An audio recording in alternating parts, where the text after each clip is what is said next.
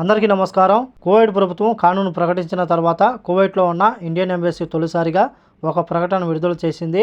Kuwait ప్రభుత్వం ఇటీవల ప్రకటించిన క్షమాభిక్ష పథకాన్ని దృష్టిలో ఉంచుకొని అవసరమైన ప్రయాణ పత్రాల జారీకి సంబంధించిన పెద్ద సంఖ్యలో దరఖాస్తులు మరియు సందేహాల గురించి భారత రాయబారి కార్యాలయంలో భారతీయులను స్వీకరిస్తున్నామని చెప్పి ఇండియన్ ఎంబసీ తెలిపింది.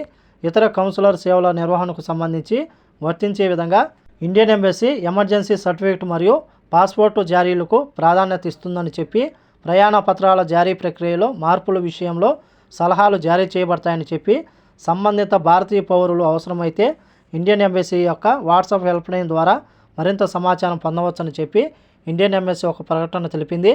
అలాగే ఇండియన్ ఎంబసీకి సంబంధించి ఈ యొక్క వాట్సాప్ నెంబరు మీకు స్క్రీన్ పైన కనపడుతూ ఉంది. అలాగే ఈ కానూన్లో వెళ్లేందుకు మీకు ఎటువంటి సందేహాలు ఉన్నా సరే మీరు ఆ యొక్క ఫోన్ నెంబర్లకు ఫోన్ చేసి ఆ యొక్క ఫోన్లు ఎత్తకుంటే గానీ మీరు వాయిస్ మెసేజ్ కానీ అధికారులు తప్పకుండా రిప్లై ఇస్తామని చెప్పి, అలాగే ఈ కానూన్లో భారతీయులు ఇండియాకు వెళ్లేందుకు అవసరమైన ప్రయాణ పత్రాలు ఏవైతే ఉన్నాయో అవి అతి త్వరగా జారీ చేస్తున్నామని చెప్పి కువైట్లో ఉన్న భారతీయులు ఎవరైతే అకమా లేకుండా ఉంటారో ఈ యొక్క కానూన్ను ఉపయోగించుకోవాలని చెప్పి ఇండియన్ ఎంబసీ ప్రకటించింది.